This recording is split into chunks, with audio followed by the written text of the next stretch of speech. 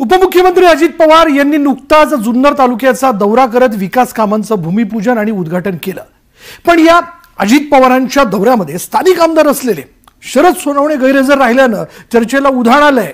सोनवणेंच्या गैरहजेरीनंतर राऊतांनी त्यांची हजेरी घेतल्यानं राजकारण तापलंय। अजित पवारांचा दौरा, सोनवणेंची दांडी, प्रोटोकॉलचं कारण, गैरहजेरीचं धोरण, मतदार यादी जोडा म्हणत दादांचा टोला, सोनवणे शहांच्या पक्षात, राऊतांचा हल्ला। अजित पवारांनी जुन्नर तालुक्याचा झंझावाती दौरा करत विकास कामांचं भूमिपूजन आणि उद्घाटन केलं। पण अजित पवारांच्या या दौऱ्यात स्थानिक आमदार शरद सोनवणेंच्या गैरहजेरीनं सारेच अवाक झाले। अजित पवारांनी मात्र सोनवणेंनी गैरहजर राहण्याविषयी सांगितल्याचं स्पष्ट करत यापुढे निमंत्रण पत्रिकेला मतदार यादीत जोडा असं म्हणत सोनवणेंना टोला लगावला।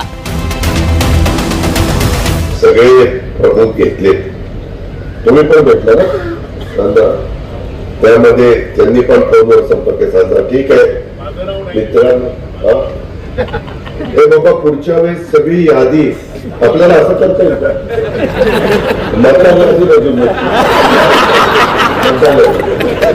आमची गुजरातमध्ये अध्यक्ष खात्याचं बाकीची अख्खी मतदार गुजरात नाराजच व्हायला।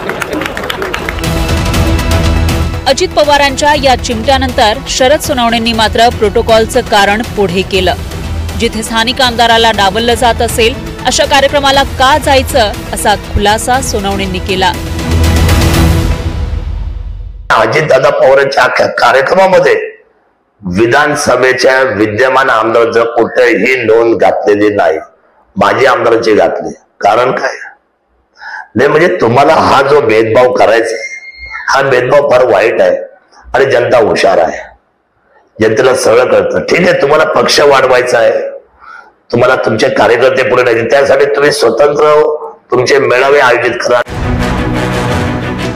अजित पवार आणि जुन्नरच्या अपक्ष आमदाराच्या या नाराजी नाट्यात ठाकरेंच्या सेनेनंही उडी घेतली।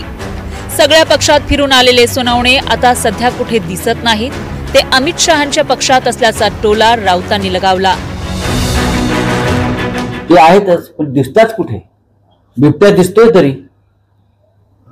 काल सुद्धा दिसले नाच कुठे अजित पवारांच्या कार्यक्रमात, सरकारी कार्यक्रमात। त्याचं कोणतरी मला सांगत होतं, बघा हा जो बिबट्या आहे 2 पायाचा, हा आमच्या पक्षात सुद्धा होता, तो राज ठाकरेंच्या पक्षात सुद्धा होता, आता तो अमित शहाच्या पक्षात गेलेला आहे। शरद सोनवणेंनी अजित पवारांच्या दौऱ्याला गैरहजर राहत एक प्रकारे त्यांची नाराजीच उघड केल्याचं दिसतंय।